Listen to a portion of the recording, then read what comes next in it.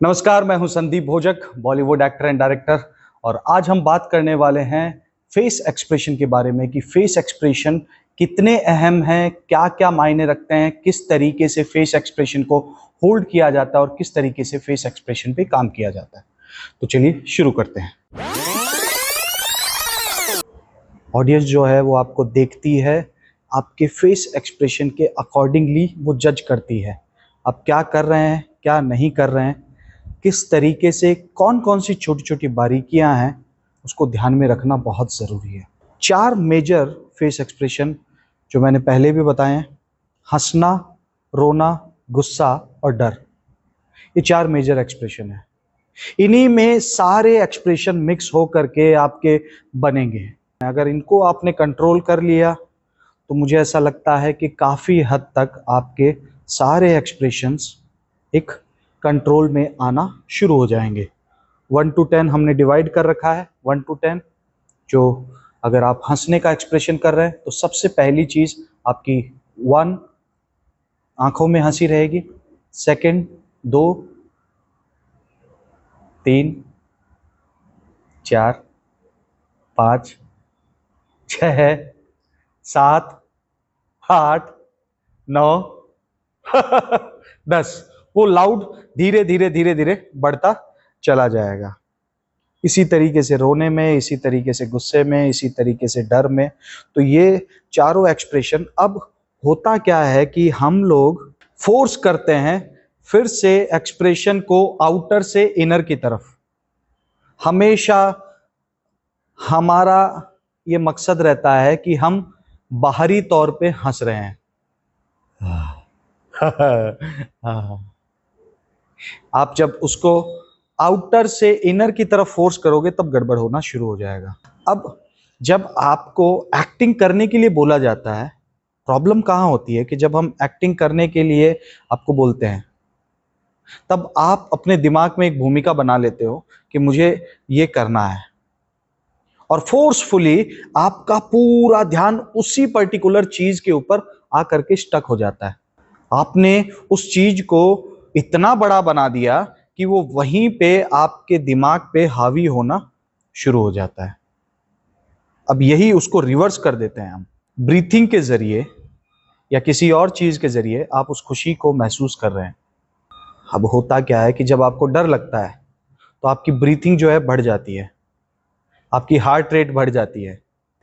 होता है ना, आपको जब डर लगता है तो आपकी हार्ट रेट बढ़ जाती है।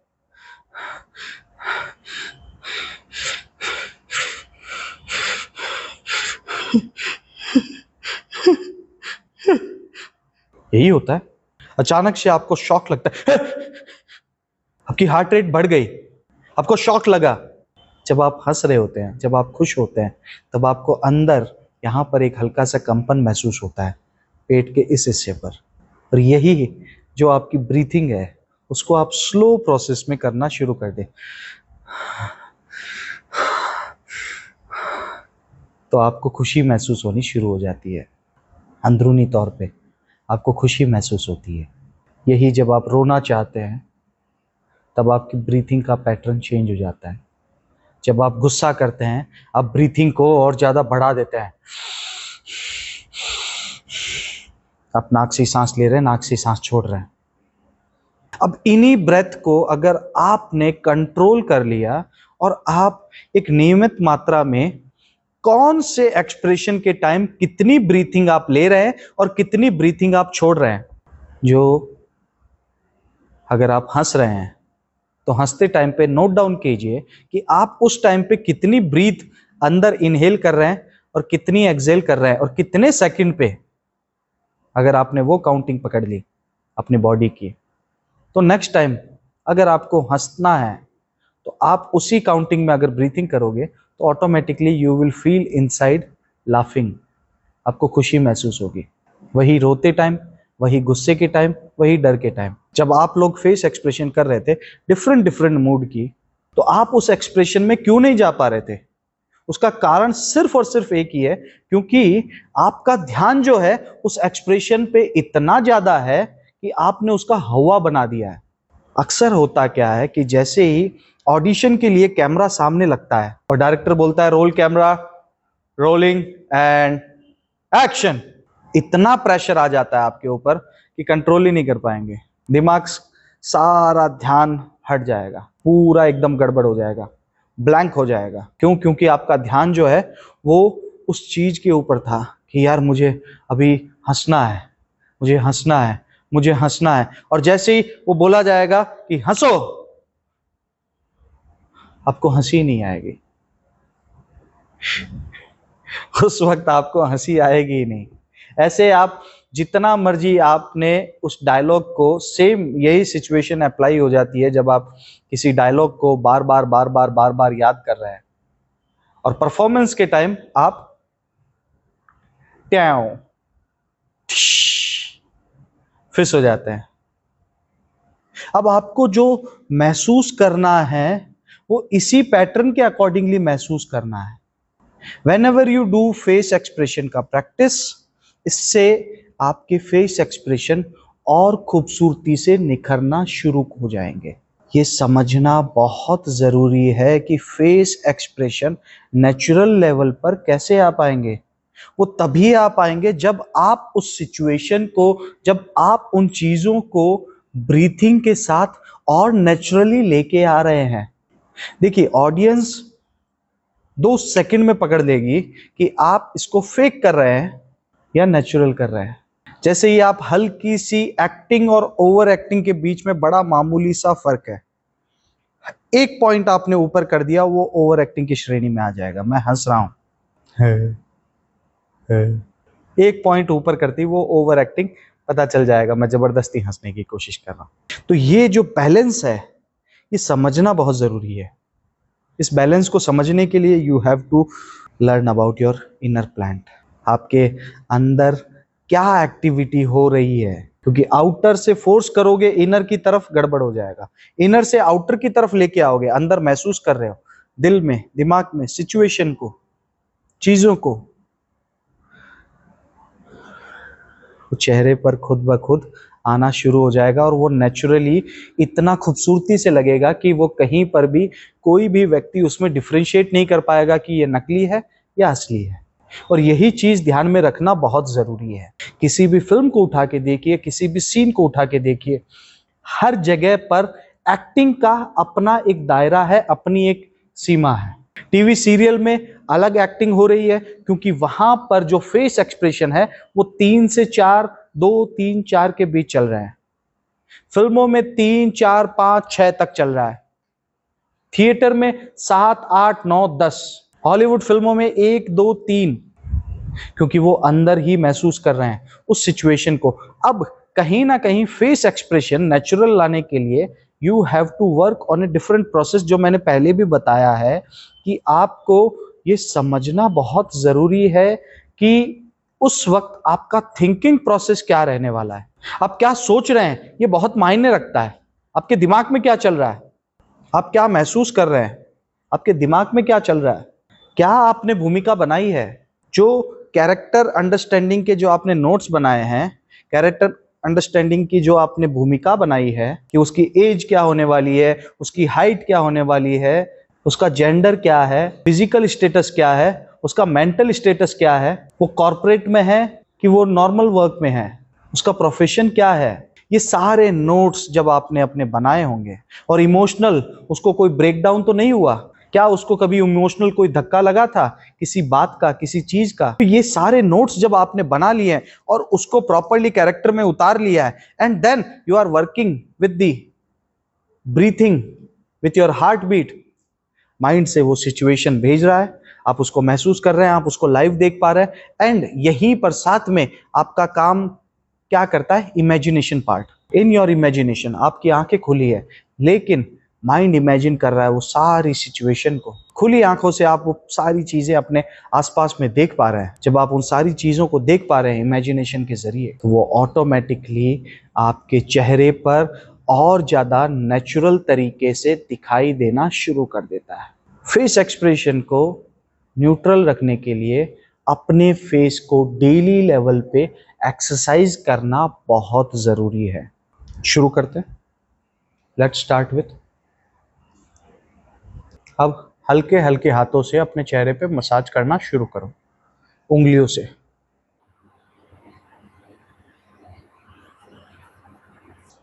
ये चिकबोन, ये इस तरीके से यहाँ से जाएगा यहाँ पे, ताकि आपकी फेस मसल पूर्ण रूप से एक्टिवेट रहे। ये बहुत जरूरी है, क्योंकि हर एक छोटी से छोटी नस जो है वो प्रॉपरली काम करना बहुत जरूरी है। वो तभी एक्टिव रहेगी जब आप इसको डेली लेवल पे अपने फेस को प्रॉपरली मसाज कर रहे हैं। इसको करना शुरू कीजिए।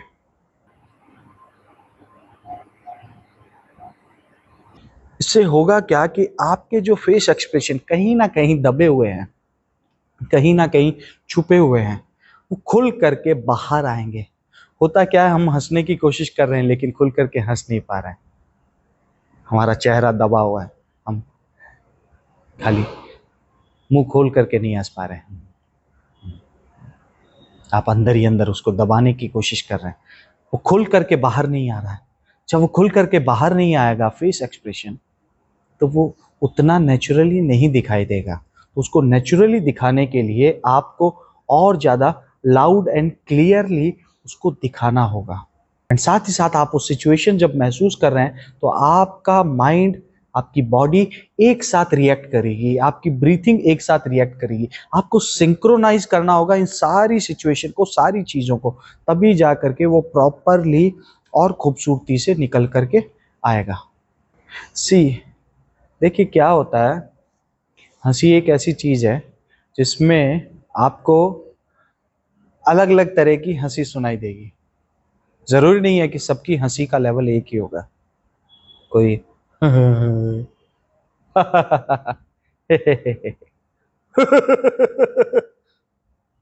कोई सांसों के साथ हंस रहा है, कोई